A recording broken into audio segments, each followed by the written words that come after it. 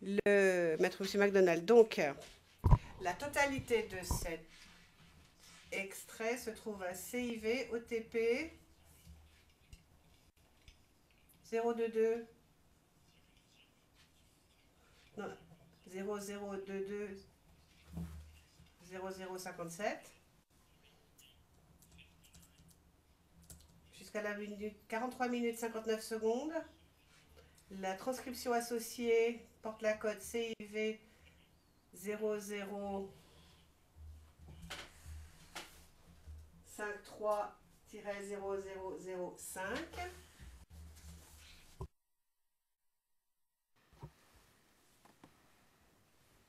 Monsieur le témoin, où était Monsieur Blégoudet cette journée-là?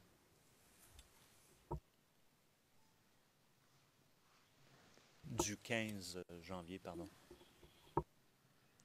Je ne me souviens pas s'il était à ce meeting-là. Je ne sais pas si on parle du même meeting, mais je ne pense pas s'il était à ce meeting-là. D'accord. Et je ne sais pas où il était ce jour-là. D'accord. Alors, nous allons montrer un court extrait. Et je vais vous donner les références.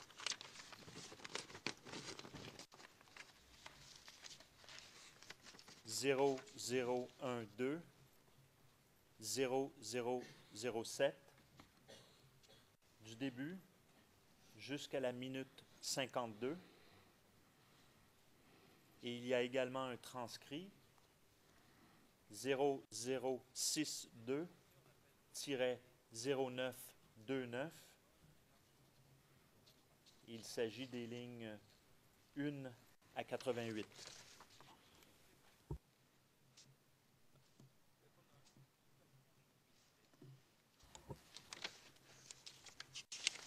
So we will have to be given the floor. Si vous pouviez nous donner la main, s'il vous plaît. Eventually. À un moment ou un autre, demande Monsieur McDonald.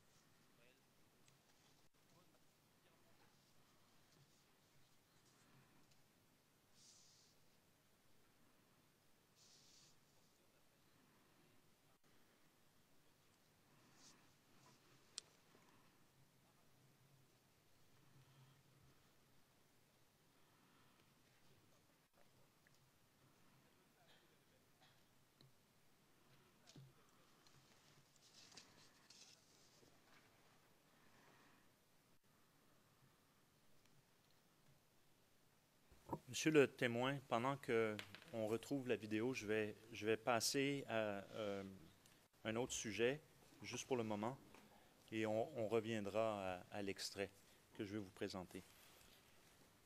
Hier, en fin de journée, c'est là que vous êtes levé, que vous avez fait votre discours. Alors, je comprends que c'est un sujet qui est peut-être plus près de vous, mais à cette étape-ci, je vous pose tout simplement des questions techniques. On établit les faits. C'est tout. Vous avez mentionné hier avoir été à la résidence et que vous avez rencontré M. Gbagbo. Alors, encore une fois, on ne rentre pas dans le contenu des conversations. On établit les faits. D'accord? Vous rappelez-vous à combien de reprises vous êtes allé voir M. Gbagbo à la résidence? Je crois 2 fois, ce qu'il a mentionné.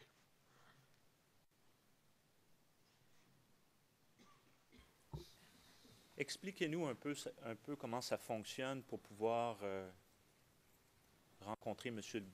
Gbagbo en termes d'étapes au niveau que ce soit sécurité, enregistrement des présentations des cartes d'identité, ainsi de suite.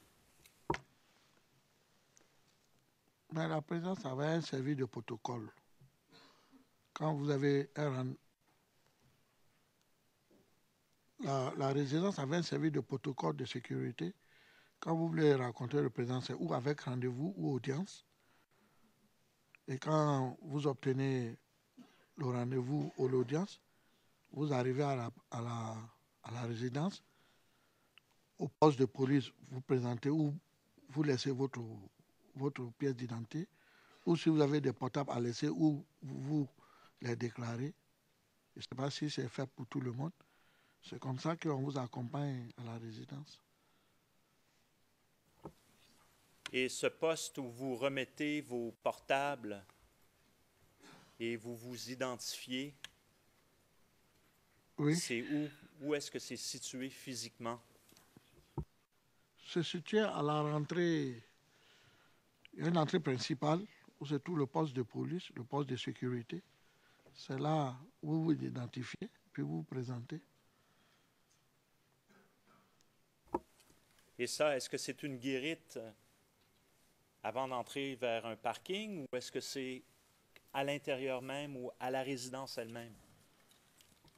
Non, non, il y a la guérite, il y a la grande porte, il y a la guérite et il y a une parking qui est à côté.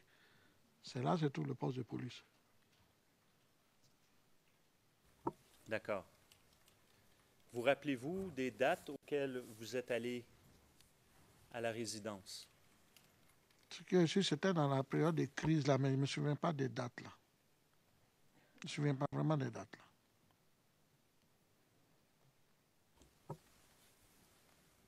Et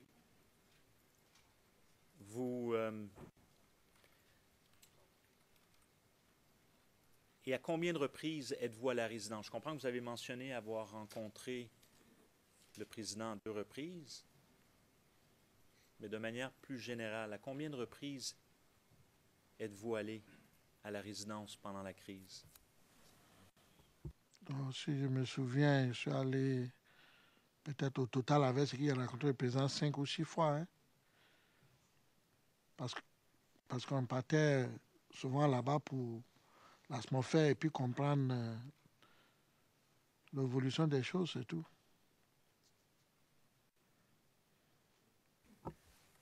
Donc, vous dites avoir rencontré le président à 2 reprises.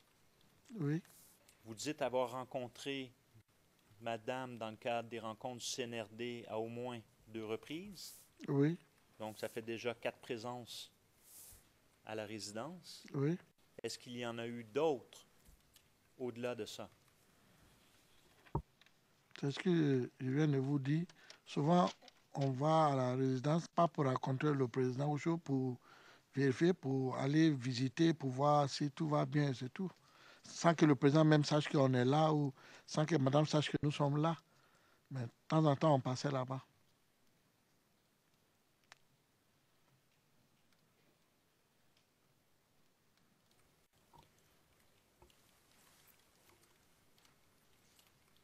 Avant, on a vu le meeting de Trècheville, le 15, du CNRD.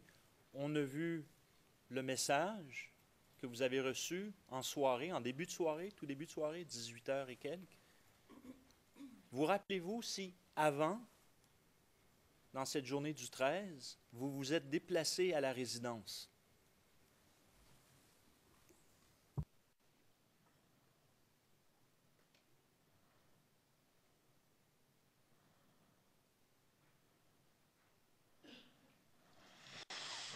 Je ne me rappelle pas.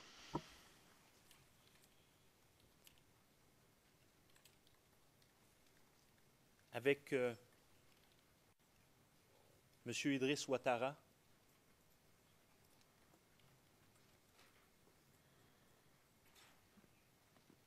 Non, je ne suis jamais parti avec Idriss moi-même. Peut-être que je l'ai trouvé là-bas.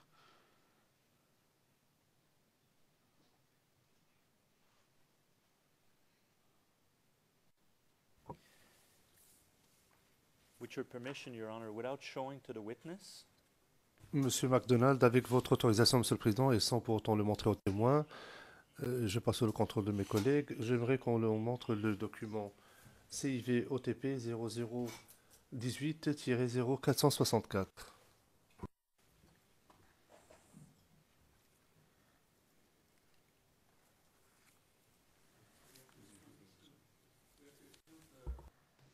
Sorry, we have to. Le juge président, nous devons exclure. Enfin, assurez-vous que le témoin ne puisse rien voir à l'écran, puisque vous avez dit que vous ne vouliez pas que le témoin puisse voir cela. Je pense qu'on peut empêcher que cela ne se produise.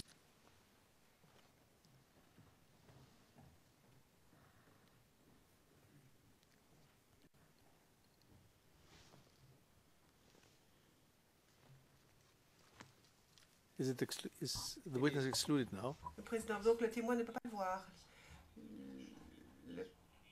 Donc le greffe m'a bien dit que le témoin ne peut pas voir.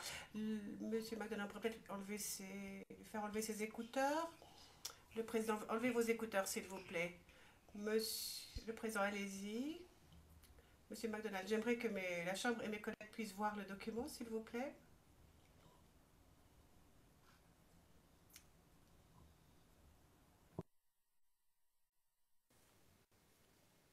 Can we see it? Pouvons-nous le voir? Sur évidence 1.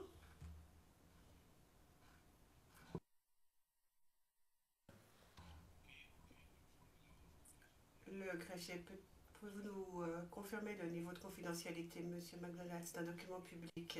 Pourrions-nous, s'il vous plaît, agrandir le document à l'écran?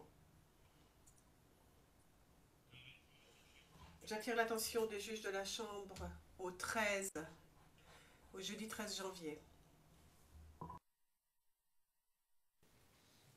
And the writing? Ce qui était manuscrit.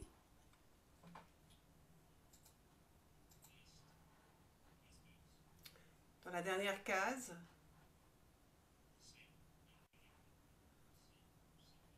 Même écriture, même sigle aussi, pour décrire ce que j'essaie d'obtenir.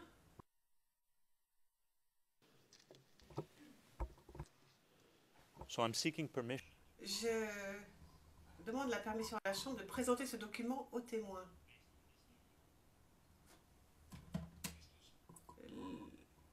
La date, en se basant sur le document. Le président, allez-y.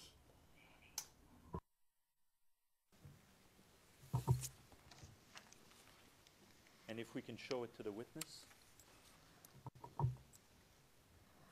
Cela peut-il être montré aux témoins?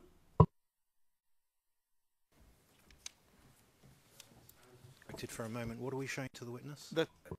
Maître Rocher, qu'est-ce qu'on montre aux témoins exactement, le président? On montre le document qu'on avait sous les yeux. Maître Rocher, ça ne me gêne pas jusqu'à présent. Mais ce témoin n'est pas en mesure de faire des commentaires sur ce document. Il n'est pas administrateur au sein de la présidence. Nous ne voulons pas que cette pièce soit versée au dossier par le truchement de ce témoin-ci. No connection between this. En effet, il n'y a aucun lien entre ce témoin et la pièce. Ce témoin ne peut absolument pas authentifier ce document. Le président, on va voir. D'après ce que j'ai compris, il pourrait être parfaitement en mesure de reconnaître ce document. Pour l'instant, on ne le sait pas. Donc, je demande à monsieur McDonald de poursuivre et on verra bien. Le président, je ne comprends pas pourquoi vous essayez toujours d'être un pas en avant par rapport aux témoins. Monsieur O'Shea, mais écoutez, on ne peut pas montrer n'importe quel document à n'importe quel témoin, c'est pas comme ça que cela marche. Parce qu'il faut que l'admissibilité du document doit être déterminée à un moment ou à un autre. Une fois que le document a été montré aux témoins, il fait partie du dossier, il fait partie des pièces que vous, messieurs, madame les juges, allez utiliser lors de votre délibération. Le président, mais il a déjà été présenté. Écoutez, maître O'Shea, nous sommes tous professionnels, nous savons très bien que des documents peuvent être vus par les juges sans qu'ils fassent partie du dossier, et c'est ce qui est le cas en ce moment. Le président, c'est pas ainsi que je comprends les choses. Maître O'Shea, dans ce cas-là, nous avons un problème. Parce que si vous êtes en train de nous dire que chaque fois que vous regardez un document présenté ici, ce document est versé au dossier, le juge président, non, il est présenté au dossier et nous, pour nous, il est submitted, comme on dit en anglais, donc il est présenté et c'est plus tard que nous déciderons s'il est admissible, s'il est pertinent et s'il mérite donc d'être versé au dossier, Maître Rocher. J'ai bien compris ça, mais un document ne peut pas être présenté par le truchement d'un témoin si on n'établit pas le lien entre ce témoin et le document. C'est pas simple. Le président, je ne sais pas s'il est en mesure de reconnaître ce document ou pas, c'est pour ça on va lui montrer, il va en parler, peut-être qu'il n'a jamais vu ce document et là les choses s'arrêteront. Peut-être c'est lui qui l'a écrit. Moi, je ne sais pas. Vous ne le savez pas non plus, Maître Hochet. Maître Hochet. Bien, je vais laisser M. McDonald demander s'il reconnaît le document. Et s'il ne le reconnaît pas, dans ce cas-là, je soulèverai une objection. Vos questions, Maître Hochet. Surtout, je ne voudrais pas que vous preniez mes paroles pour un manque. Nous avons une entrée ici du jeudi 13 janvier. Et on voit certaines inscriptions. Well, can you not ask just... Le président, demandez-lui s'il reconnaît le document, s'il l'a déjà vu, s'il le reconnaît. S'il ne le reconnaît pas, point final. Il pourrait être utilisé différemment. Mais s'il ne reconnaît pas le document, ça s'arrête. Je crois que c'est au bureau du procureur des enquêteurs qui m'ont présenté ce document, je crois. C'est là que j'ai vu ce document. Je crois bien. Donc, la première fois que vous avez vu ce document, c'est lorsque le procureur vous l'a présenté. Oui, je crois les enquêteurs ou le procureur. Donc, avant cela, vous ne l'aviez jamais vu. Non. De un. Maintenant,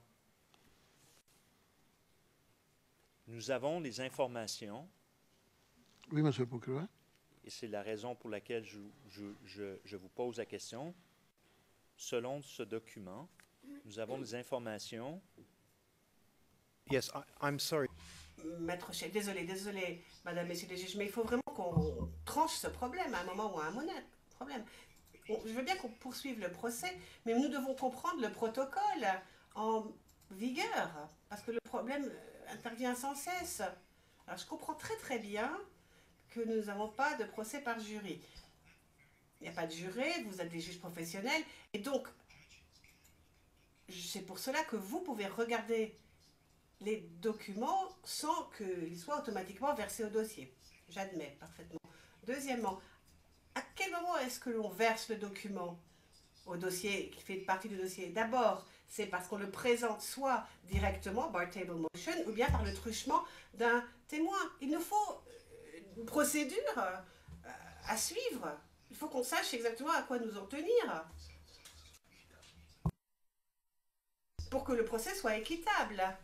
Donc si ce document n'est pas versé au dossier par le truchement de ce témoin-ci, cela ne peut pas devenir... ça ne peut pas devenir une pièce à conviction du dossier, c'est pas possible. Alors, notre objection est d'utiliser ce document avec ce témoin. Parce que, d'après vous, si on l'utilise avec ce témoin, d'après votre procédure, il va être présenté au dossier et après, en fin de compte, vous allez décider s'il est versé ou non. Mais nous, on ne peut pas être dans une position où on doit ensuite présenter nos arguments sur l'admissibilité de tous les documents présentés lors de l'affaire. C'est impossible.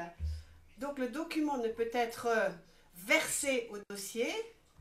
Moi je dis je demande le versement, soit par le truchement de ce témoin, soit directement, bar table motion. Et comme ça, on sait à peu près à quoi nous en tenir. Et tous les documents qui ont été présentés, eh bien après, on verra, vous verrez quant à l'admissibilité.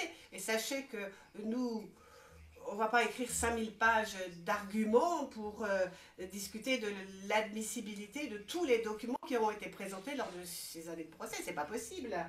Donc il faut qu'on se concentre tout de suite. Alors je sais que vous voulez étudier l'ensemble des éléments de preuve en fin de procès, mais si le témoin, d'après moi, si le témoin dit « je ne reconnais pas ce document », point final. Je n'autorise pas d'autres questions.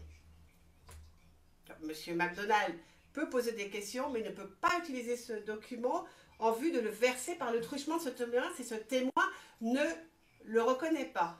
Sinon, on va se trouver avec une situation qui ne sera plus gérable en fin de procès. C'est sûr, on aura un dossier ingérable. Mr. President, we have... Maître Knoops, nous soulevons aussi une objection, mais pour une autre raison. Le témoin a bel et bien répondu à la question de l'accusation lorsqu'on lui a demandé s'il était avec cette personne dans le restaurant. Il a répondu. Dans la résidence, surprend l'interprète. Donc, le document ne sert pas à rafraîchir sa mémoire, puisqu'il sait déjà. Donc, je crois que cela contrevient à la règle 47. En effet, il n'était pas là. On n'utilisait pas ce document pour rafraîchir sa mémoire. Parce que sinon, dans ce cas-là, on en est à compter. Le procureur est en train de poser des questions à un témoin et conteste son propre témoin. Donc, ça ne va pas. Les représentants légaux des victimes, le témoin vient de reconnaître le document. Donc, je considère qu'étant donné qu'il a reconnu le document, on devrait autoriser M. McDonald à lui poser des questions sur ce document. M. McDonald, oui, il l'a reconnu, mais ça a été montré par l'accusation, ça ne compte pas. Madame Massida, si, il a dit qu'il l'a déjà vu. Le président n'ergoton pas. Monsieur McDonald, ça montre au moins que notre témoin est extrêmement honnête, déjà, sur ce point-là. Il faut être équitable avec tout le monde. Il a dit que l'accusation lui a montré ce document. Je suis d'accord, c'est l'accusation qui lui a montré ce document. C'est ce qu'il a dit en tout cas. Mais je ne vais pas travailler à partir du document. Tout ce que j'essaye de faire, c'est de rafraîchir la mémoire du témoin. Rien d'autre. Je pense que le témoin est en mesure de savoir. Je peux dire que nous détenons des informations. Et si le contenu de ces informations sont vrais, eh bien, ça confirmerait qu'il aurait bien été là ces jours-là. Il faut bien que je présente des données. Des données qui ont été, ce document qui a été trouvé dans le secrétariat de Madame Gbagbo à la résidence. Alors je veux montrer ce document et je suis très franc avec la Chambre aussi, parce que j'explique bien d'où vient le document, parce que je ne voudrais pas induire en erreur ce témoin. Je ne suis pas en train de lancer mes filets pour essayer de trouver quelque chose au hasard, Balthazar. Le maître Rocher, j'ai le droit de répondre. Le président, non, non, non, non. Le président, si, allez-y, maître Rocher, allez-y. Maître Rocher, mon éminent contradicteur peut parler à la Chambre, mais il veut présenter ses arguments aux témoins. Alors, dire aux témoins, nous détenons des informations qui sont contenues dans tel et tel document, etc., ça, c'est complètement facile, ça ne sert à rien. Il faut qu'il pose des questions aux témoins. Mais il peut dire ce genre de choses à la Chambre, mais pas aux témoins. Maître Knoops. Une réplique, j'aimerais aussi répondre rapidement. Lisez donc la ligne 38 de la transcription en anglais. Non, page 38, ligne 4. Il est écrit noir sur blanc. Non, je n'y suis jamais allée avec M. Idriss Ouattara. Mais je l'ai peut-être rencontré là-bas. Donc le témoin a répondu à la question. Donc il n'y a plus besoin de lui rafraîchir la mémoire. Là, on est plutôt en train de contester ce que c'est le témoin et lui demander ce qu'il sait. Et nous considérons que ce n'est pas une bonne façon de procéder. Le président, eh bien, qu'avez-vous à dire? Non, vous n'avez rien à dire. Le président, je pense qu'on donne beaucoup trop d'importance à ce tout petit problème. Chaque fois qu'on va parler d'un document,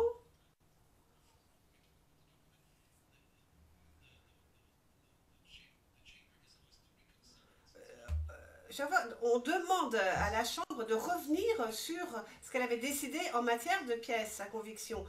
C'est simple, lorsqu'une pièce est présentée à la Chambre, est utilisée dans ce prétoire, il est il n'est pas versé officiellement au dossier, mais il est présenté. Il a un numéro de RN, on a tout pour identifier le document.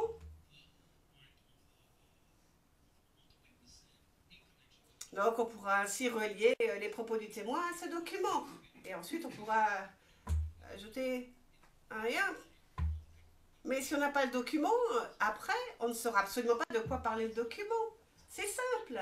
Donc ce n'est pas officiellement versé, ce n'est pas admis en tant que pièce à conviction, c'est présenté. Disons que c'est soumis, c'est déposé. Maître Hochet, parfaitement, là, je vous ai parfaitement compris. Là, on est sur la même longueur d'onde, mais il y a quand même une difficulté pour nous. Il y a toutes sortes de documents qui vont donc être submitted, comme vous dites, c'est-à-dire déposés, mettons, déposés officieusement. Alors ça fait un problème. Ça crée un gros problème pour nous et puis pour vous, pour votre chambre. Parce que, en fin de compte, on va voir un énorme nombre de documents à prendre en compte à la fin de l'affaire. Alors que nous, on voudrait que ça se fasse au fil de l'eau. Premièrement, on demande le versement et ensuite vous acceptez ou vous refusez. C'est comme ça que ça se fait normalement. Pour verser le document au dossier, on vous le présente, on demande le versement, vous décidez de l'admissibilité ou non, et puis ça fait partie du dossier ou non. Alors, nous, on considère qu'il y a quand même une procédure qui est nécessaire pour verser au dossier une pièce. Parce qu'on ne veut pas, en fin de compte, avoir à écrire un millier de requêtes en non-admissibilité sur le millier de documents qui auront été présentés à la fin. Je pense que pour une bonne gestion du procès, il faut faire ça au fil de l'eau. Parce que comme ça, on n'aura au dossier que les pages, que les extraits pertinents, que les pièces pertinentes. Et pour déterminer la pertinence, il y a une procédure en place. Soit on présente le document par le truchement d'un témoin, ou bien par une bar table motion, c'est-à-dire une demande directe. Peut-être que pour vous, ce document n'est pas important, mais pour nous, on a des instructions de notre client et ce document peut être essentiel. C'est sur la base de cela que l'on peut présenter nos arguments et que l'on peut demander le versement ou ne pas demander le versement. Donc, nous comprenons très bien que vous pouvez regarder le document, vous êtes des juges professionnels, vous savez s'il est utile ou pas, mais il ne faudrait pas le verser officiellement au dossier s'il n'a pas été présenté par le truchement d'un témoin ou par une bar table motion, une demande directe. Juste pour que les choses restent gérables. Mais je suis parfaitement d'accord avec ce que vous venez de dire, mais je pense qu'on ne s'est peut-être pas très bien compris. Le juge président, c'est ce que je crois. Effectivement, je crois qu'il a malentendu, nous en parlons depuis 5 minutes. Enfin, c'est ce que je pense. Par conséquent, j'invite le procureur à poursuivre son interrogatoire et d'éviter d'utiliser ce document. Enfin, je ne pense même pas qu'il soit nécessaire d'utiliser ce document pour poser les questions que vous souhaitez poser aux témoins. Monsieur MacDonald, dernière question. Monsieur le témoin. Monsieur le témoin.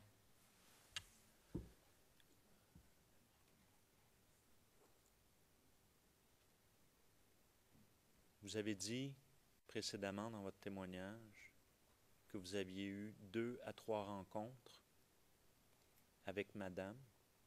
Vous ne saviez pas si c'était 2 ou si c'était 3.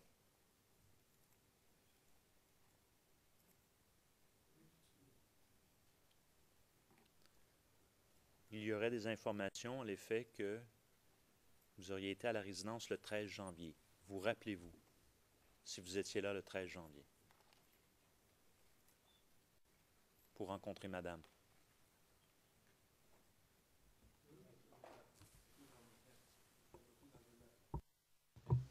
Le 13 janvier 2011. Répète. Oui, j'étais là le 13 janvier, je crois bien, oui. Parce que précédemment, vous n'en rappeliez pas. Mais là, qu'est-ce qui fait en sorte que vous vous rappelez? Quand je pose cette question-là, c'est pour expliquer maintenant comment vous vous en rappelez, tout simplement, pour que la Chambre comprenne, et c'est tout. Non, c'est parce que vous avez attiré mon attention sur peut-être la date, mais je sais que j'ai rencontré madame une fois. Et pourquoi? Selon les informations que l'on a, c'est le 13 janvier, c'est 2 jours avant la rencontre de Trècheville au Palais de la Culture.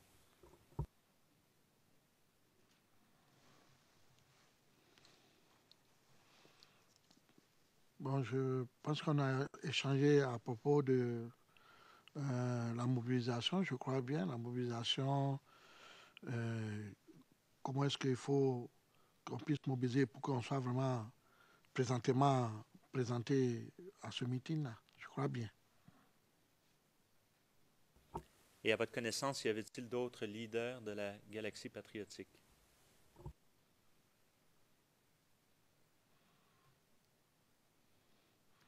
Non, je pense que quand je suis entré dans son salon, elle était seule avec sa fille. Très bien. Tout à l'heure, avant de revenir aux rencontres à la résidence pour rencontrer M. Laurent Gbagbo, je veux revenir sur la rencontre de Trècheville, vous montrer un court extrait. Vous avez posé la question si vous vous rappelez si M. Blégoudet était là. Je vais vous montrer un extrait. Très bref. Je vais citer donc à nouveau les ERN pour être plus précis. Il s'agit toujours des mêmes ERN, mais de la minute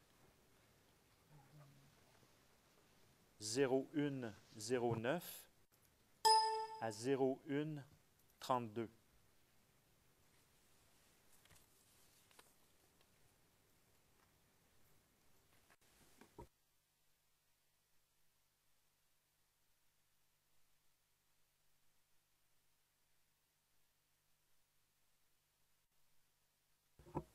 Juste, on arrête là, juste en partant, juste par cette image.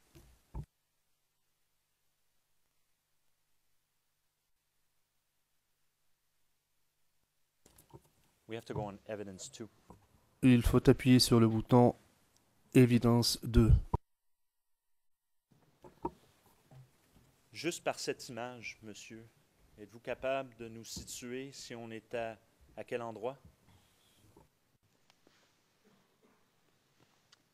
Oui, Où sommes-nous? au Palais de la Culture. Vocation pour Charles Blégoudet, ministre de la Jeunesse de Gbagbo et leader charismatique des jeunes militants.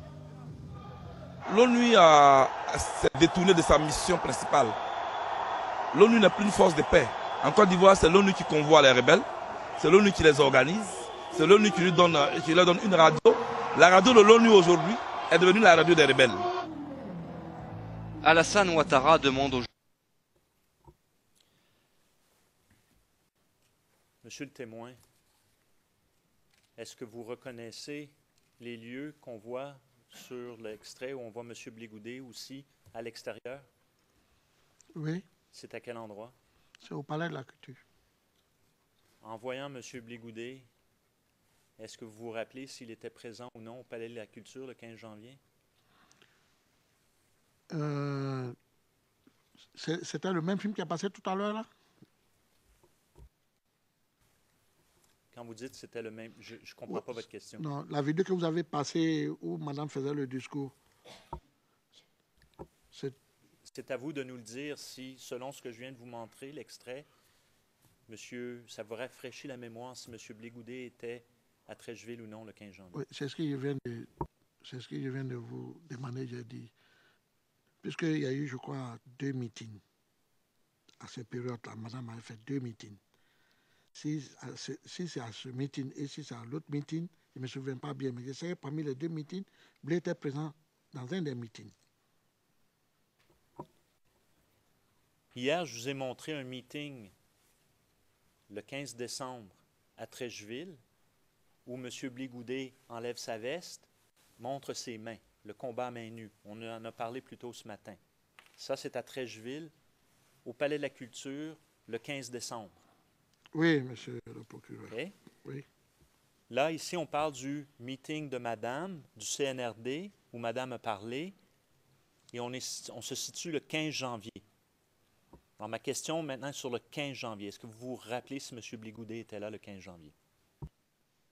Oui, c'est ce que je suis en train de vous dire. Je dis, dans cette période, madame avait fait 2 meetings au palais.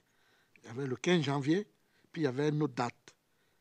C'est entre les 2 meetings où je me souviens bien, il était. Si c'était ça, peut-être. Si c'est l'autre, peut-être. Très bien. Continuons. Revenons à la résidence.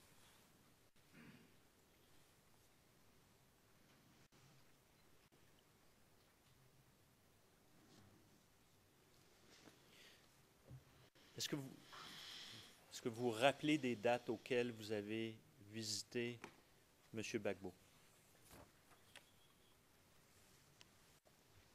Les dates pas trop. C'est dans la période de la crise, là. Est-ce qu'il est possible que vous dites que vous êtes allé 2 fois voir madame ou 3, 2 fois monsieur le président. Est-ce que vous êtes arrivé à rencontrer d'autres personnes, avoir d'autres rencontres à la résidence, outre monsieur Gbagbo et madame?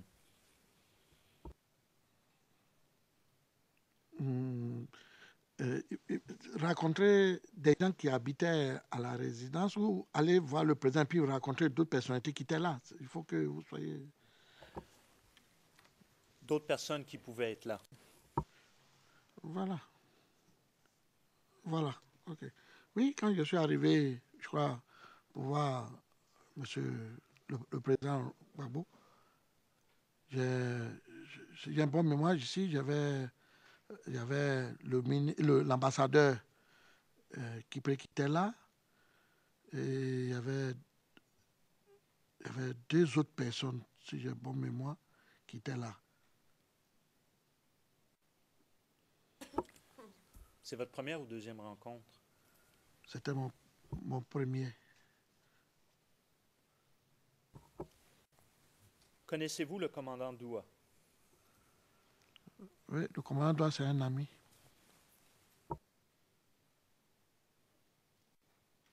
Quel est son titre? Il a le garde rapproché de son excellence le président Laurent Gbagbo.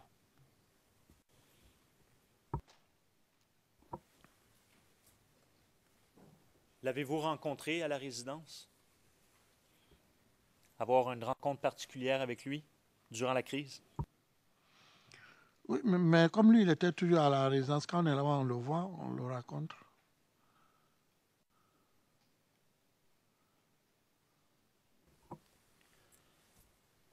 J'aimerais, at this stage, sorry, I'll switch in English. Je vais m'exprimer en anglais maintenant. À ce stade, je souhaiterais montrer à la Chambre uniquement, dans un premier temps, le document CIV OTP 0067 0402.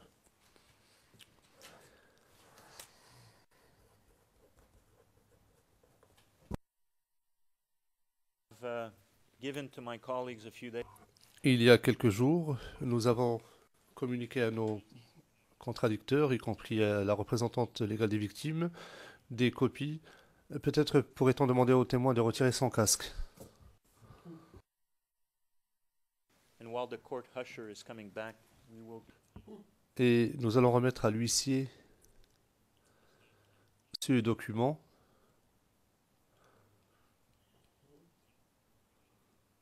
Nous avons une copie pour chacun des juges.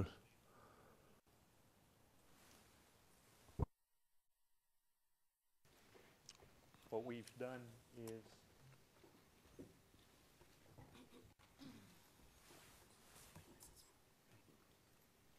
Est-ce que M. MacDonald pourrait se rapprocher du microphone, s'il vous plaît?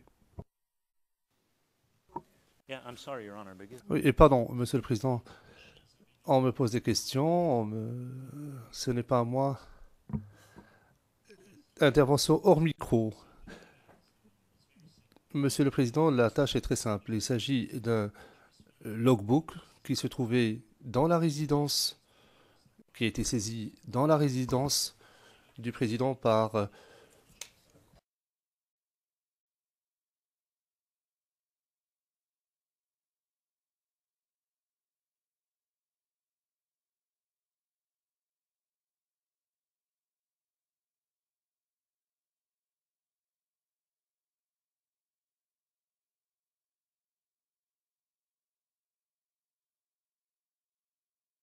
maintenant ont été produits et reproduits.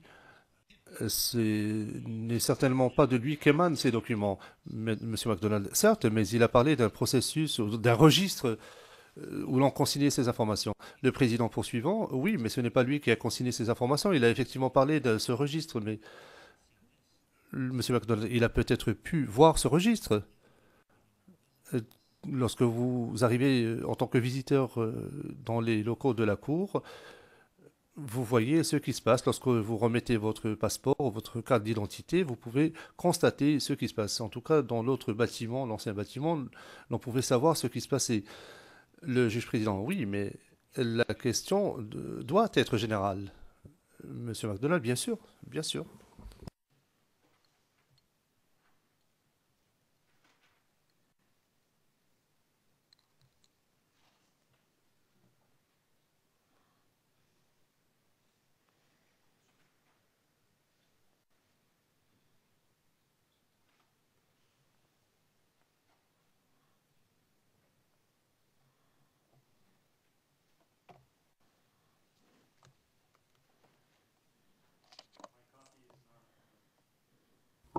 My copy, we have a... Je pourrais remettre ma copie au témoin afin qu'il l'ait sous les yeux. Il s'agit de la page dans ce registre qui porte la référence 0088 1167. Je voudrais simplement savoir si le témoin est en mesure de reconnaître ce document. Maître O'Shea. Oui, certainement. Vous pouvez lui poser la question de savoir s'il reconnaît le document. Le président, j'ai été très clair avec le procureur, n'est-ce pas? Maître O'Shea, oui.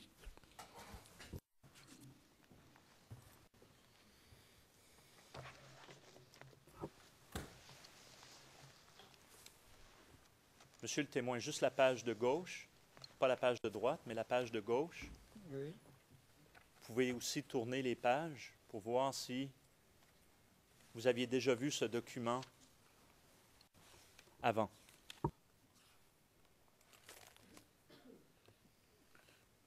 Vu ce document, dans Lorsque vous arrivez à la résidence Mhm. pour vous enregistrer, Mhm. Monsieur le Président.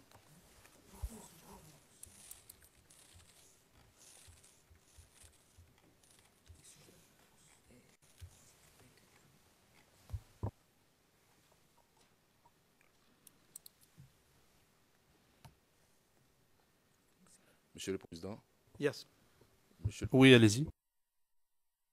de tourner la page de ce document.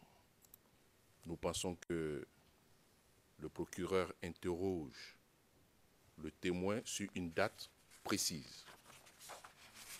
Nous pensons qu'en tournant le document et en le parcourant, cela peut influencer les questions à venir puisqu'il y a des noms, je crois, de certains visiteurs. Qu'il reste donc sur la page concernée par sa question.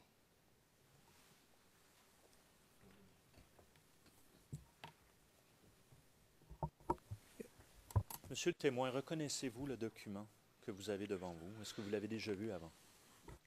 Bon, ces genres de documents, ce sont des registres qui se trouvent un peu partout dans les administrations, même dans les sociétés privées, au niveau des postes de police ou des postes de sécurité. Quand vous venez, c'est forcément qu'on va mentionner votre nom pour confirmer ta présence là et l'heure de rentrée, l'heure de sortie. Ces genres de documents, ce sont des registres, monsieur le procureur. Et ce registre, est-ce que vous avez déjà vu un registre comme ça à la présidence? Non, ces registres, si ça est au poste de police, nous, on n'a pas accès au poste de police. Nous, on n'a pas accès nous, on arrive là et c'est eux qui mentionnent. Ils sont dans une maison. Dedans, ils ont leur registre où ils ont leur façon de leur sécurité privée. Nous, on n'a pas accès à ce registre. Nous sommes des visiteurs. Très bien. Si je pourrais avoir le document, s'il vous plaît. Merci, monsieur le procureur.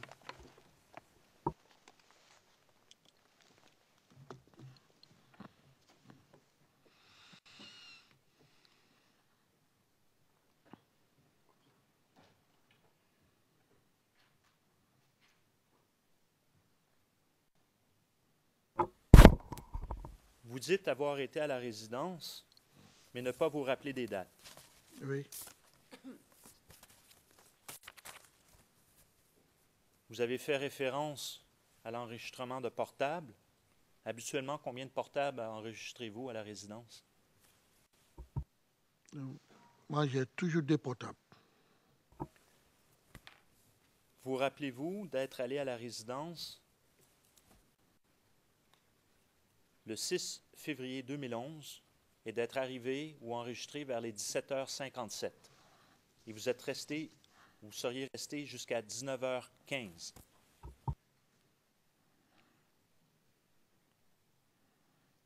Oui.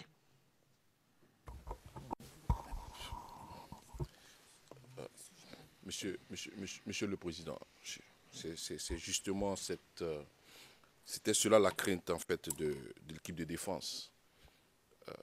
Vous présentez déjà un document au témoin, il regarde la date, il regarde l'heure et ensuite vous lui demandez, c'est une forme détournée en fait de suggérer des réponses aux témoins, ce n'est pas normal.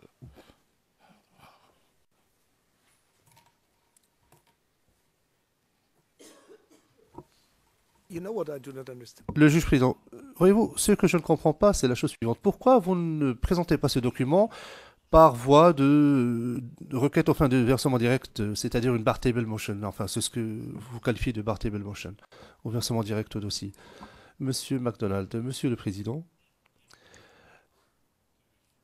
j'estime avoir le droit de procéder à un rafraîchissement de la mémoire du témoin lorsqu'il ne se souvient pas de la date d'une réunion, et ce, afin qu'il puisse s'en souvenir. Il est sous serment.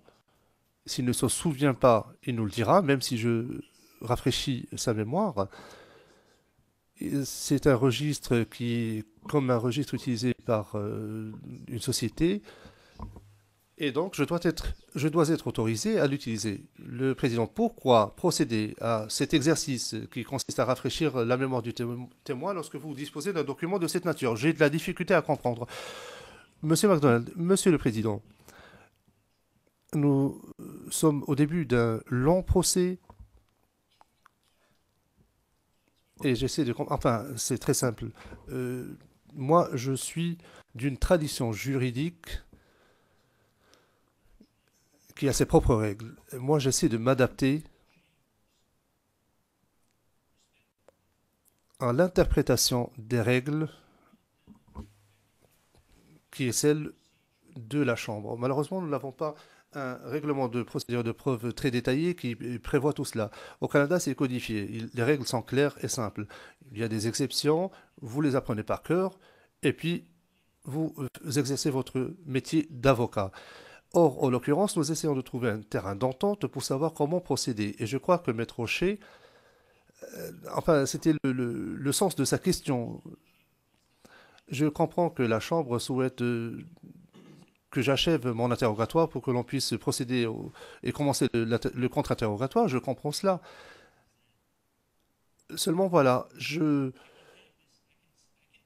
peux présenter une requête au fin de versement direct maintenant et dire écoutez, monsieur le témoin, vous avez vu ce registre dans la résidence, mais afin d'authentifier ce document, afin de lui attribuer une valeur quelconque, il y a d'autres façons de procéder. Le témoin 501, par exemple, a noté un document. Il y a des témoins qui étaient présents et dont les noms figurent dans ce document. Nous pouvons procéder par leur truchement pour authentifier le document. Il s'agit de l'exactitude du contenu et c'est ce que j'essaie de faire en même temps avec ce témoin. Donc, je fais toutes sortes de manœuvres, mais je m'en remets à vous. Si vous souhaitez que je présente ce document par voie de requête au fin de versement direct, je le ferai. Le juge président, oui, vous pouvez poser des questions témoins, mais vous n'êtes pas autorisé à lui présenter des documents qui n'émanent pas de lui. C'est tout. Monsieur MacDonald, d'accord. Le président, ce n'est pas lui qui est l'auteur de ce document, il a reconnu parce que c'est un document qui était au commissariat de police. Le procureur, oui, c'est ce qu'il a dit, mais à moins de lui montrer le document, je ne pourrais pas l'établir. Le juge N'empêche que vous lui avez présenté le document, il a dit oui, c'est un registre tel que ceux qu'on retrouve dans un commissariat ou dans une société, et c'est tout. Il n'a pas vu ce document en particulier. Monsieur MacDonald, oui. Le juge président poursuivant, oui.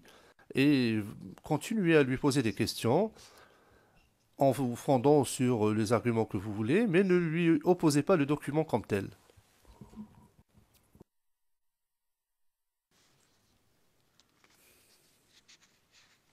Monsieur le témoin,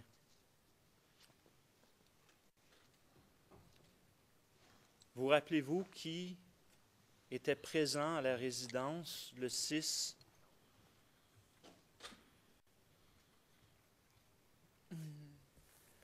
février? C'est le jour de ma visite, là. Oui. C'est ce que je vous ai dit. Je crois qu'il y avait l'ambassadeur, C'est quoi le nom de l'ambassadeur? M. Kipré. D'accord. Et je crois que ce jour, j'ai dû trouver la chanteuse Aïcha Kone. Vous avez... et vous rappelez-vous de d'autres personnes? Oui, je crois qu'il y avait deux autres personnes, je ne me rappelle pas bien. Ce jour-là, le président était très occupé. C'est pour cela que même je vous ai dit, j'avais duré. Et lui et moi, on s'est vu que 5 minutes et puis je suis parti. Vous rappelez-vous du nom de la personne Bernard que vous avez identifié lors de la célébration à la résidence du résultat des élections? La personne... Oui, son conseiller, là. Oui, vous rappelez-vous de son nom de famille? Non. Sinon, je le vois bien, oui. Est-ce que vous l'avez vu cette journée-là à la résidence? Oui, il était là, je crois.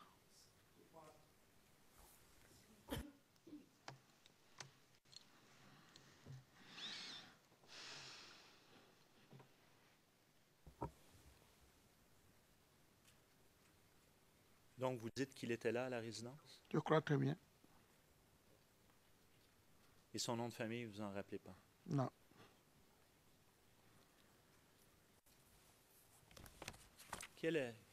La rencontre qui a duré 5 minutes avec M. Gbagbo était à quel sujet? D'accord. Moi, j'étais venu pour le voir. Et comme il avait beaucoup d'audience, il était trop pris. Et moi, j'avais déjà trop duré, il faisait nuit.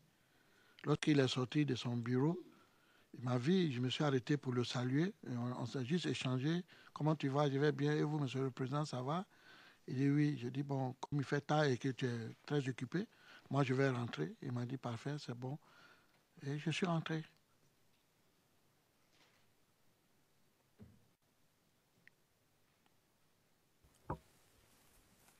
Votre prochaine visite, vous rappelez-vous quand elle a eu lieu après cette première? Combien de jours après? Pour rencontrer le président? Peut-être une semaine ou deux, je ne me souviens plus. Vous rappelez-vous qui était présent au moment où vous êtes là, à la résidence? Ce jour-là, je n'ai pas duré parce que lorsque je suis arrivé, le président devait aller au palais de la présidence, au bureau. Je crois qu'il y avait des médiateurs ou des présidents africains qui devaient arriver. Donc, je n'ai même pas duré là, je crois, ce jour-là même.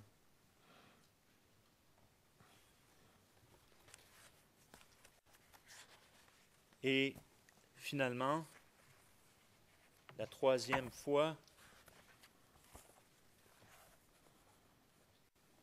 vous rappelez-vous, c'était combien de jours après cette deuxième fois?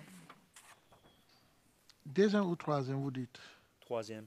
Troisième, je crois que c'était un soir là, c'était pas... C'était le commandant Joa que j'étais allé voir. C'était pas le président ce jour-là. Mais comme le commandant Joa se trouve avec le président, donc c'est tout à fait normal comme une visite du président, je crois. Mais sinon, c'était le commandant Joa ce jour qui m'avait appelé de venir le voir. Et pourquoi est-ce qu'il vous a appelé pour venir le voir? Il a voulu juste avoir de mes nouvelles, me saluer. On a échangé justement pour ça. Et c'est tout? Je crois bien, hein? Je crois bien. Et je crois, oui, ce jour, je me souviens bien, parce que quand je devais partir, Il m'avait fait un geste pour me dire que c'était pour mon essence. C'est pour cela. Quel geste qu'il vous a fait? Il m'avait donné un peu d'argent pour l'essence. Combien d'argent est-ce qu'il vous a donné? Est-ce que vous en rappelez? Si je me rappelle bien, je crois qu'il m'a donné 3 millions. De francs CFA? Oui, bien sûr. Est-ce qu'il y avait d'autres personnes à la résidence que vous vous rappelez à ce moment-là, lorsque vous avez rencontré le commandant Doua? Non. Parce que quand je suis arrivé net, il m'attendait, on s'est vu, et puis je suis parti. D'accord.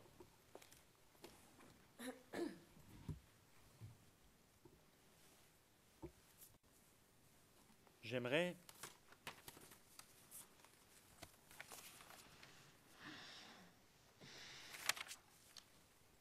maintenant aborder un sujet qui est... Vous avez parlé de l'Union africaine. Oui. Vous avez parlé de l'Union africaine et vous avez mentionné qu'à un certain moment, c'était clair qu'il n'y avait plus d'issue diplomatique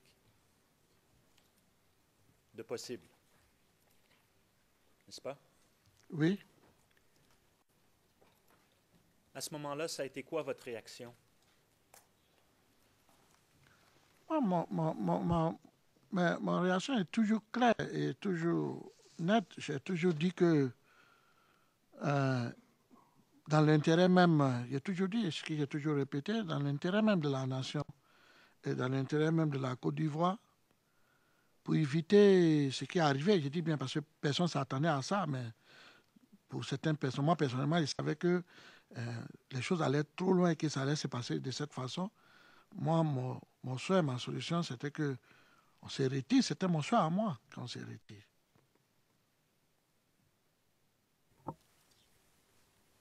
À votre connaissance, à ce moment-là, lorsque la décision finale de l'Union africaine est rendue publique, est-ce que vous savez comment le président Gbagbo a réagi à ce moment-là, au tout début, je peux pas savoir. Avant la fin de la crise? Je ne peux pas savoir comment il a senti ça et comment il a agi, ça, je ne peux pas savoir ça. Mais vous savez, personne ne peut accepter ça.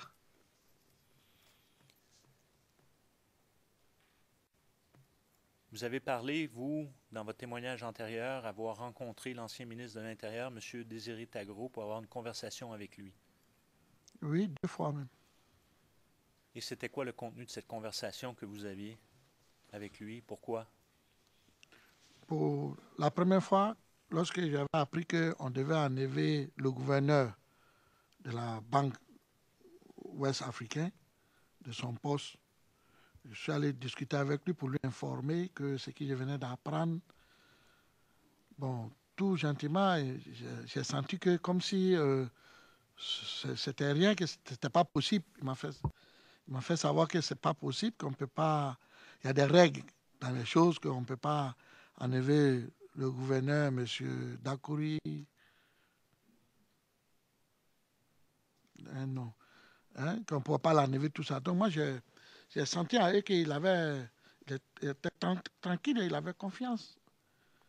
Donc moi, je suis parti, mais la deuxième rencontre, lorsque l'Union africaine avait décidé de faire venir, la CEDEAO, africaine a décidé de faire venir les militaires pour venir déloger le président Gbagbo par la force. Moi, je suis allé discuter encore avec lui, paix à son âme, que son âme se repose en paix. Je suis allé discuter avec lui de ce sujet qui était très important. Parce que je ne voyais pas quel est l'issue que nous pouvons utiliser et comment on allait s'en sortir. Mais comme c'est eux qui étaient dans le sommet de l'État, peut-être ils avaient... Mais on a discuté, il m'a fait savoir que l'Union africaine ne pourrait pas envoyer des militaires en Côte d'Ivoire pour déloger les gens et que ce n'était pas possible.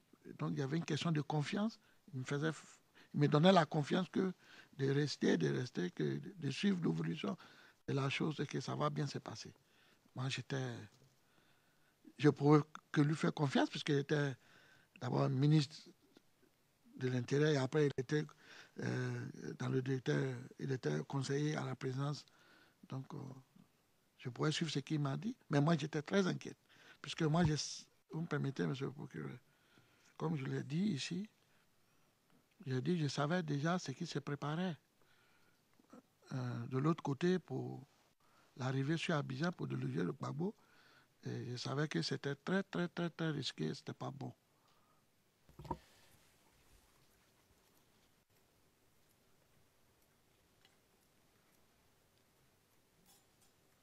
Donc, M. Tagro était un poste à la présidence, c'est ça? Oui. Est-ce qu'il a été question, à votre connaissance, durant cette période, d'une démission de M. Gbagbo?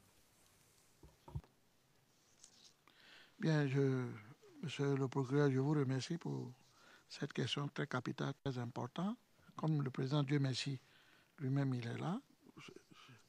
Moi, à mon connaissance, je vous explique qu'il s'agissait, je crois, du mois 11 mars. 11 mars. Lorsque j'étais au secrétariat du directeur du cabinet, chez Dr Issa Malik, le directeur du cabinet adjoint du président de la République, j'ai regardé le journal parler. Lorsque on a eu une information de communiqué de la présidence qui disait que son excellence, le président Laurent Gbagbo, devait parler à la nation à 17h le soir. Nous tous, on a été surpris par cette communiqué. C'est là que je suis sorti du bureau du secrétariat et j'avais rencontré son conseiller dans le couloir qui m'avait dit qu'il devait corriger certains discours pour le président qui doit s'adresser le soir à la nation. Et que moi, je lui ai dit, c'est surprenant que ça passe. Il me dit, je pense que le président va prendre une décision. Il va prendre une décision. Je dis, ah bon, il va prendre une décision. Il dit, ok. Donc, je vais aller travailler et puis on se verra. C'est ainsi, je crois bien, comme lui-même il est là, si ce qu'il a dit, ça peut me contredire, arriver une délégation, un cortège où il y avait la première dame, il y avait aussi, je crois, Aboudjama Sangaré, puisque moi j'étais là, je les ai vus rentrer, et il y avait d'autres cadres, d'autres barons même du FPI, et ce qui, moi j'ai attendu, puisque je n'étais pas dedans dans cette réunion, j'ai attendu qu'ils étaient venus pour acquérir et savoir comment ça fait que le président annonce une décision aussi importante ou un communiqué important en disant qu'il va parler à la nation le soir à 17h et qu'ils ne savent pas quel est le contenu. Donc si le président pouvait, ils vont se retrouver en urgence pour prendre des décisions et savoir ce que le président va dire à la nation. C'est ainsi, je crois, qu'ils sont partis. Et moi-même, ce jour-là, je l'ai suivi. J'étais avec quelqu'un, je l'ai suivi, on est allé. Je suis arrivé, je crois, 30 minutes avant, et ils sont arrivés avant moi, 30 minutes ou 45 minutes après que moi je suis arrivé. Et c'est là, j'attendais au poste de police et les gens nous disaient que nous, on ne peut plus avoir accès comme ça pour venir voir le président et que si on devait venir là pour voir le président, tout ça, il faudrait qu'on passe forcément par le commandant CK qui est le garde rapproché de madame et que tout devait passer par madame. Même quand les journalistes veulent interviewer le président, doit passer par madame, c'est elle qui donne son OK. Même les ministres aussi. Moi, j'étais personnellement très touché, très blessé, parce que c'est comme si c'était un coup d'État contre... C'est comme si c'était un coup d'État contre le président. J'ai même dit à mon ami, mais c'est comme si on mettait le président à résidence surveillée et que c'est un coup d'État. Et ça veut dire qu'il ne sera plus... Ce n'est pas lui qui va gérer. Ce que je viens de dire, lui-même, il est là. Parce que jusqu'à aujourd'hui, la nation ivoirienne voudrait savoir quel était le discours du président. Jusqu'à aujourd'hui, tout le monde se pose la question. Donc, je pense que voici ce que moi j'ai appris et voici ce qui s'est passé. Ce que j'ai appris et ce qui s'est passé.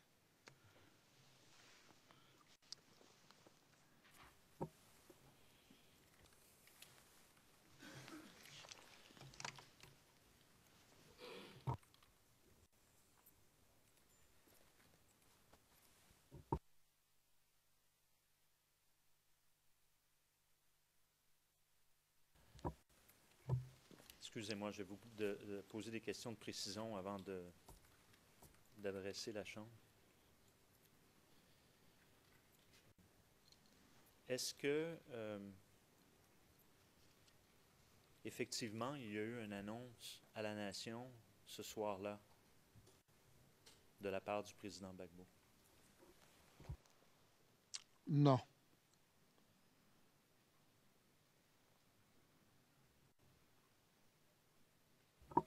Est-ce qu'il a été annoncé de quelque manière que ce soit? Est-ce qu'on est revenu à la RTI sur cette annonce? Oui, pas le même jour, je crois. Le lendemain ou 2 jours après, il y a eu le porte-parole d'abord, M. Dambolo. Aoua Danmelo? Merci. Merci, monsieur le procureur. Est venu, puisqu'il était le porte-parole, est venu annoncer que le président ne va plus s'adresser à la nation. Et il a fait son discours.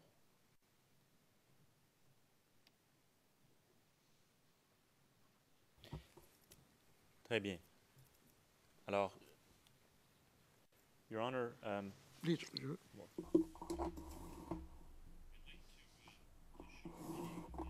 Monsieur McDonald, Monsieur le Président, j'aimerais faire diffuser une vidéo qui fait l'objet d'une objection. Elle a été communiquée en vertu de la règle 77. Il s'agit de la vidéo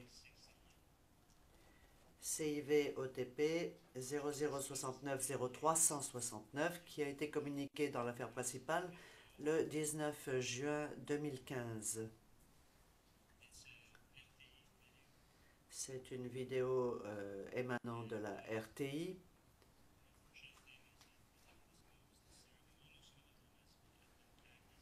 Et pratiquement toutes ces vidéos ont été labellisées incriminantes, à l'exception, entre autres, de celle-ci. Il y en a quelques-unes qui font exception. Mais je crois comprendre que le règlement prévoit une certaine flexibilité.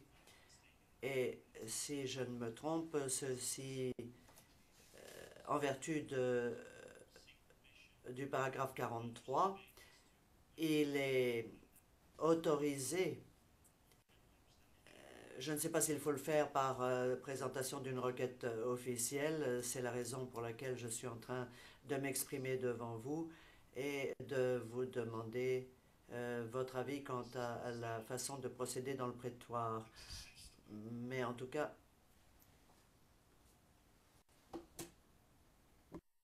right? Le président 0369, c'est bien ça? Monsieur McDonald, oui.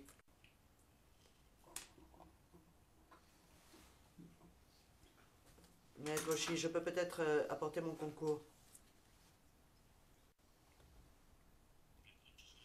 Monsieur McDonald, je préférerais en terminer, Maître McDonald, si vous n'y voyez pas d'inconvénient. Le greffier, Monsieur McDonald, nous n'avons pas cette vidéo. Monsieur McDonald, je sais, c'est l'objet du débat en ce moment. La raison pour laquelle nous souhaitons faire diffuser cette vidéo, c'est qu'elle permettrait de situer le débat qui se déroule en ce moment par rapport à l'Union africaine, par rapport à l'appel à la nation, qui effectivement n'a pas eu lieu. Et cela situera le témoin dans le temps, dans l'espace. Cela permettra également à la Chambre, bien sûr, de mieux s'y retrouver. Cette vidéo est un extrait qui dure moins de 2 minutes.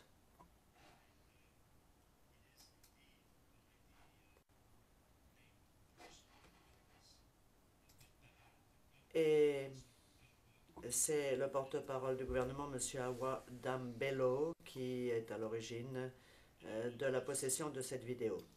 Je vous demande un instant, je vous prie. Unfortunately, we don't have... Malheureusement, nous n'avons pas de transcription liée à cette vidéo, mais en tout cas, elle a été montrée à la RTI, Monsieur le Président. C'est un renseignement supplémentaire. Please, the defense. Le président, la défense. Donc si je comprends bien, l'accusation veut utiliser une vidéo, un document qui ne figure pas sur la liste de preuves, sur sa liste de preuves. Donc on est bien d'accord. Monsieur le Président, Madame, Monsieur, la position de la défense est simple. Le procureur ne peut pas utiliser cette vidéo. Pourquoi ? Parce qu'il ne peut utiliser d'éléments que ceux qui sont portés sur sa liste de preuves. Premièrement, si un document n'est pas porté sur cette liste de preuves, il doit au préalable demander son ajout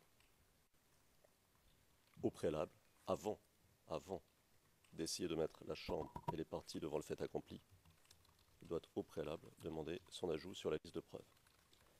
Et il ne peut pas le faire en audience. C'est la lettre et l'esprit de la décision qui avait été adoptée par votre Chambre sur la conduite des débats. Pourquoi ? Parce que le débat doit être contradictoire. Ça veut dire que la défense doit pouvoir se préparer. Elle doit pouvoir analyser les documents, elle doit pouvoir les vérifier, elle doit pouvoir penser à la manière de les utiliser. Elle doit donc être informée avant. Sinon, elle est mise devant le fait accompli, il ne peut pas y avoir de débat contradictoire. C'est une violence qui est faite à la défense.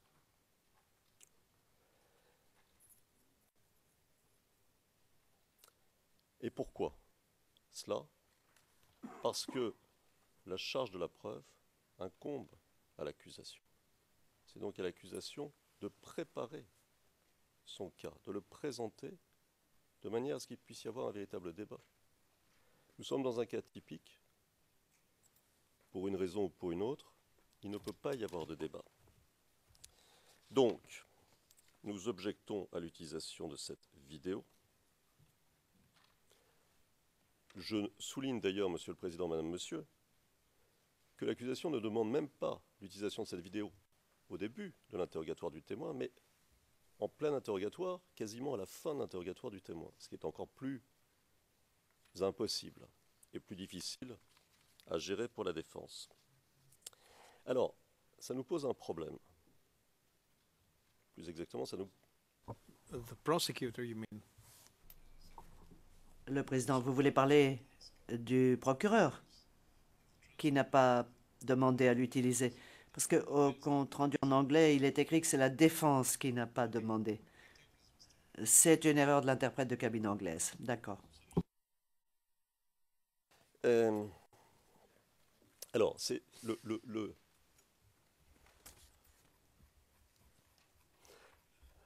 la deuxième chose qui est importante pour nous, c'est l'utilisation, et c'est une bonne occasion pour en parler, d'un certain nombre de documents qui se révèlent incriminants, mais qui ont été utilisés ou présentés par l'accusation sous la règle 77 ou autre. On a un problème avec ça. Pourquoi ? Parce que le procureur a eu presque 5 ans pour enquêter et pour préparer son cas. C'est beaucoup. Et donc il doit savoir si un élément est à charge ou pas. C'est impossible qu'il ne le sache pas après 5 ans. C'est pour ça que ça nous pose un problème. Parce qu'il le sait. Vous comprenez ? Donc c'est la manière dont on utilise ici les règles, ou plus exactement dont on les détourne, qui nous pose un problème.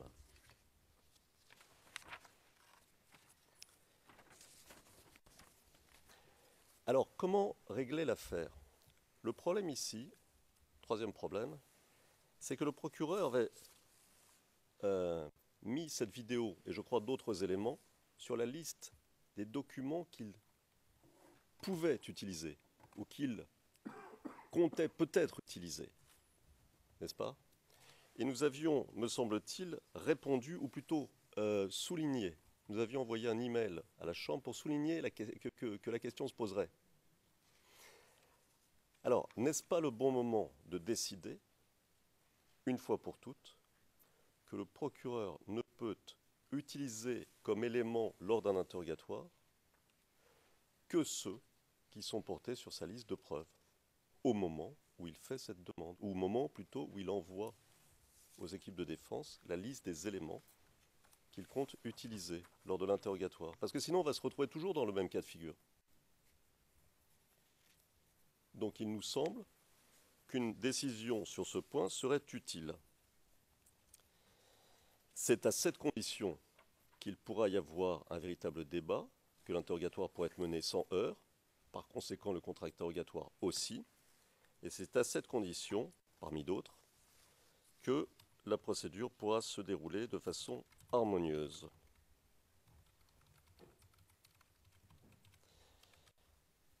Je l'ai dit, je le précise, au cas où il y aurait eu un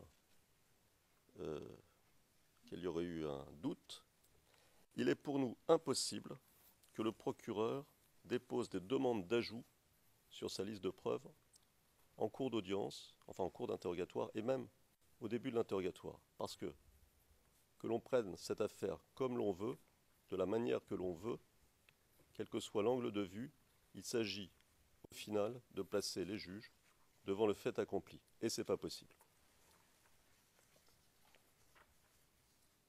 En plus, ça ralentit la procédure, parce que ça oblige la défense à intervenir, peut-être demander une suspension d'audience à chaque fois, enfin, on n'en sort pas.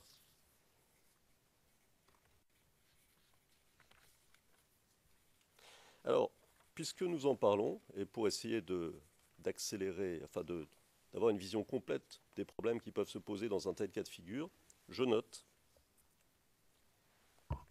que le procureur, en réponse à notre email, dont je parlais tout à l'heure, notre email datait du 4 mars 2016, et le procureur a répondu le même jour, si je ne me trompe pas. En réponse à notre email, il indiquait avoir mis sur sa liste d'éléments qu'il pourrait utiliser lors de l'interrogatoire de ce témoin des éléments qu'il savait déjà ne pas vouloir utiliser. Alors, c'est un peu difficile à comprendre, mais il doit y avoir une raison. Une telle pratique, de notre point de vue, ne peut pas être autorisée par votre Chambre. Si la porte était laissée ouverte à un tel procédé,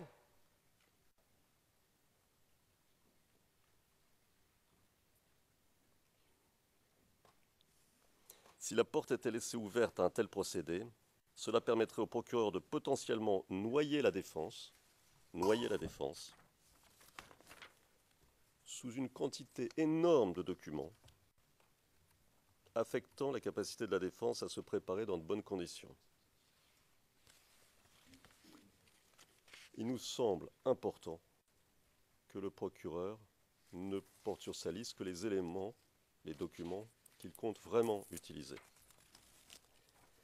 En définitive, Monsieur le Président, Madame, Monsieur, il s'agit, pensons-nous, de faire respecter strictement la décision sur la conduite des débats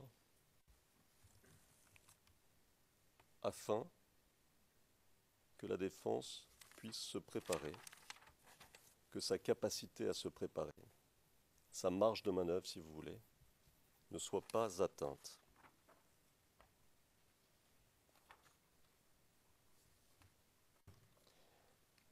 Plus précisément, nous demandons à la Chambre que le procureur ne mette sur sa liste des documents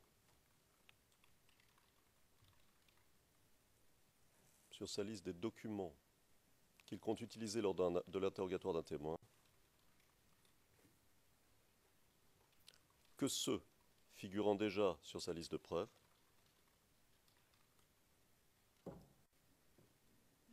ça c'est un premièrement. Deuxièmement, que toute demande d'ajout d'un élément de preuve sur sa liste de preuves soit déposée suffisamment d'avance dans le respect des procédures prévues à cet effet, afin de permettre à la défense de se préparer dans de bonnes conditions.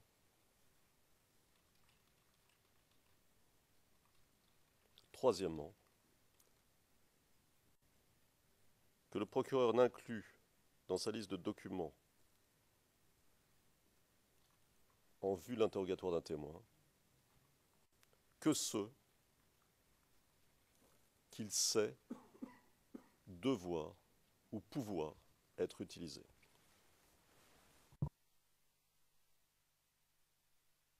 Mr. Knops. Le président. Maître Knops. Monsieur le Président, nous avons plusieurs objections à présenter, mais sur des bases peut-être un peu différentes de celles que vous venez d'entendre. La Chambre a ordonné à l'accusation de communiquer tout document qu'elle voulait utiliser à la date du 13 juin de l'année dernière, qui était la date limite. Comme les juges de la Chambre le savent, 10 réglementations ont été soumises par la suite et sont entrées en application par la Chambre.